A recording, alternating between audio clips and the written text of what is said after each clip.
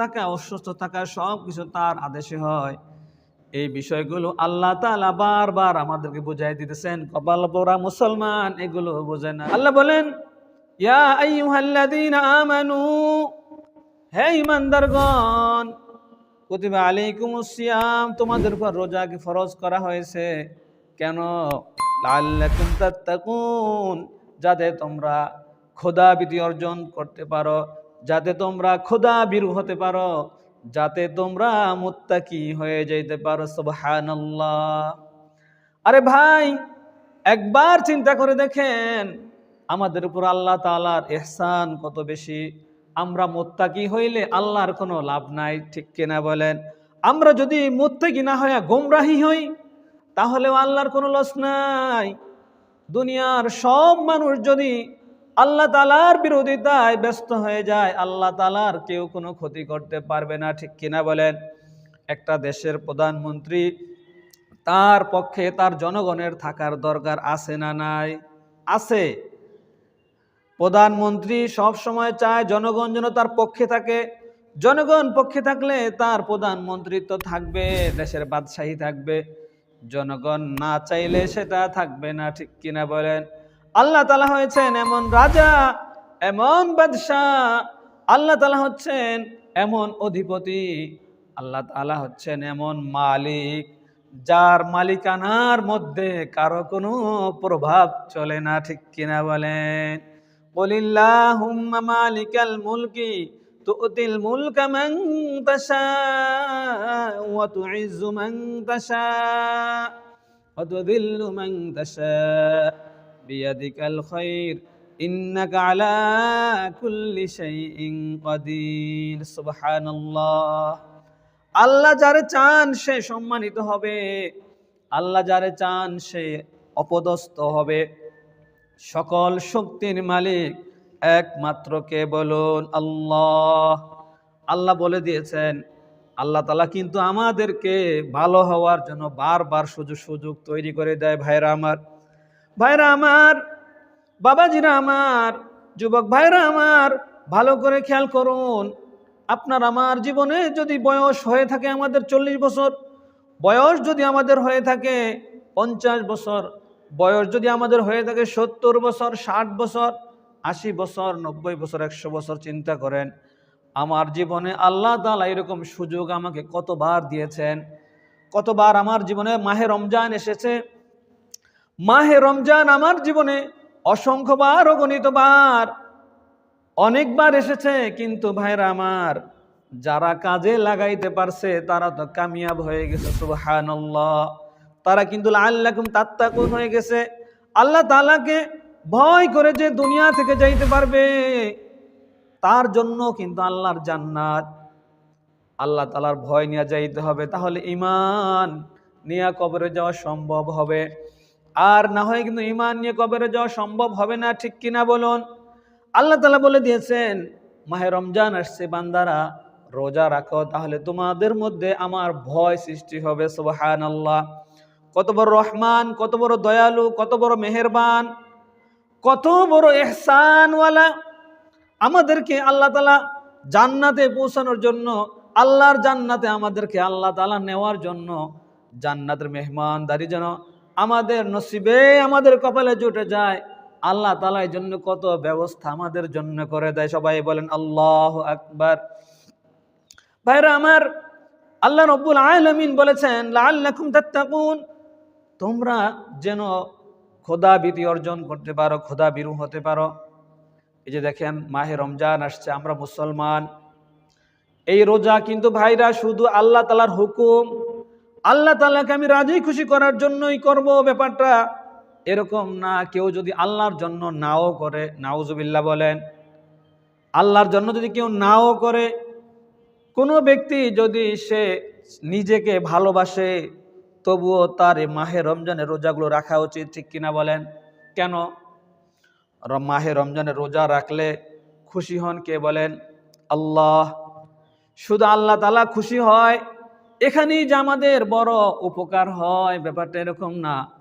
শুধু যে আমাদেরকে আল্লাহ তাআলা পরকালে সুখ দিবেন, নাজাত দিবেন, ব্যাপারটা শুধু এরকমই না।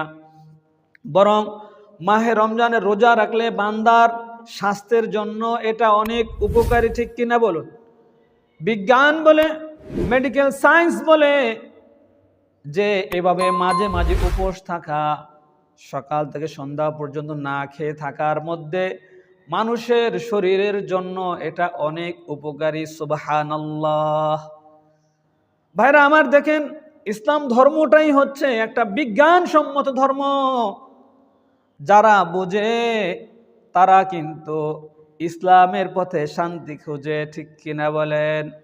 যারা বোঝে না কপাল পোড়া, যারা বোঝে না নসিব খারাপ, এদের জন্য কিচ্ছু করার নাই। মুসলমান রোজা রাখে না, মুসলমানের কাছে আল্লাহর হুকুমগুলো ভালো লাগে না, মুসলমানের কাছে দাড়ি রাখা ভালো লাগে না, মুসলমানের কাছে কোরআন ভালো লাগে না, মুসলমানের কাছে মসজিদ ভালো লাগে না, আলেম ওলামা ভালো লাগে না, নবী রাসূল ভালো লাগে না। অথচ এই পোড়া কপাল মুসলমান মুসলমানের ঘরে জন্ম নিয়েছে, অন্যদিকে দেখা যায় কাফেরের ঘরের সন্তান, কাফেরের ঘরের কাফের, তারা ইসলামের হুকুম আহকামগুলোকে পছন্দ করে মহান রবের একেবারে প্রিয় হয়ে যায়। সুবহানাল্লাহ। অসংখ্য ঘটনা আছে, অসংখ্য দার্শনিক, বিজ্ঞানী, ডাক্তার, অমুসলিম যারা, তারা কিন্তু ইসলামের বিভিন্ন আমলগুলো দেখে, ইমানের আমলগুলো দেখে যুগে যুগে অসংখ্য অগণিত মুসলিম মুসলমান হয়ে যাইতেছে। সুবহানাল্লাহ। এবং তারা বলে যে আমরা এতদিন ভুলের মধ্যে ছিলাম, ইসলাম হচ্ছে একটা সায়েন্টিফিক ধর্ম, ইসলাম হচ্ছে একটা সায়েন্টিফিক ধর্ম, বিজ্ঞানসম্মত ধর্ম। অমুসলিমদের বক্তব্য, এটা আমাদের বক্তব্য না। কপাল ভালো যারা, তারা তো ইসলামের পথে চলে আসে। কপাল খারাপ, বদনসিব, মুসলমানের ঘরে জন্ম নিছে, জান্নাত নিয়ে দুনিয়াতে আসছে, আল্লাহ তাআলা কিন্তু তাকে ভালোবাসছে, এজন্য মুসলমানের ঘরে জন্ম দিয়েছে। বাংলাদেশে জন্ম নিছে, মুসলমানের দেশ, কিন্তু সে সব সময় কথা বলে অন্য ধর্মের পক্ষে। নাউজুবিল্লাহ। মাহে রমজানের রমজান আসলে তাদের কাছে ভালো লাগে না, আলেম ওলামাদের মন্তব্য ভালো লাগে না, বক্তব্য ভালো লাগে না, কোরআন হাদিসের কথা ভালো লাগে না। যেটা বলছিলাম যে মাহে রমজানের রোজা আসছে, এই রোজাটা আমাদের জন্য, আমাদেরকে আল্লাহ তাআলার কাছে পৌঁছে দেওয়ার জন্য আল্লাহ তাআলার পক্ষ থেকে আসছে। সকলে বলুন আলহামদুলিল্লাহ। কারণ রোজা রাখলে আল্লাহ বলেছেন সে মুত্তাকি হবে, আর যে মুত্তাকি হবে আল্লাহ বলেছেন তার জন্য 2 জান্নাত। তো ভাই দেখেন, মাহে রমজান তো আসছে, মাহে রমজান চলেও যাবে। এই যে দেখেন আমাদের একটা মহল্লা, আমাদের একটা মসজিদ, এই মহল্লার মধ্যে কত বলেন অসংখ্য লোক হবে, হাজার হাজার লোক বসবাস করে, কিন্তু দেখা যায় মাহে রমজানে হয়তো 200-400 হয়, নাও হইতে পারে, মহিলা টহিলা মিলে হয়তো 200-400 লোকে রোজা রাখে, আর অনেক মানুষই রোজা রাখে না। মুসলমানের দেশ, রোজা রাখে না, কপাল পোড়া মুসলমান।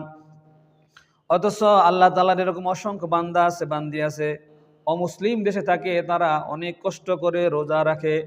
সেসব দেশে চীনের উইঘুর কথা বলেন, জিনজিয়াং শহরের কথা বলেন, প্রদেশের কথা বলেন, সেখানের সেই দেশের প্রশাসন, সেই দেশের সরকার কিন্তু মুসলমানদেরকে রোজা রাখতে দেয় না, অনেক রকম বাধা নিষেধ তৈরি করে, অনেক রকম সমস্যা তৈরি করে। যদি কেউ জানে রোজা রেখেছে, তার উপরে বিপদ আপদ আসে, আমরা পত্রিকায় পাই। আরে ভাই, সেই তুলনায় তো আমরা অনেক ভালো আছি, জান্নাতে আছে, সুবহানাল্লাহ বলেন। অথচ আমরা এমন একটা দেশে আছি, আল্লাহ তাআলা আমাদেরকে সৌভাগ্যবান করেছেন, আমাদেরকে আল্লাহ তাআলা এমন একটা দেশে পাঠিয়েছেন যেখানে আল্লাহ তাআলার হুকুম আহকাম পালন করতে কোনো বাধা নিষেধ নাই, ঠিক কিনা বলেন? হ্যাঁ, এখন পরিস্থিতি এরকম হয়ে যাইতেছে, ইসলামের বিপক্ষে চলতেছে।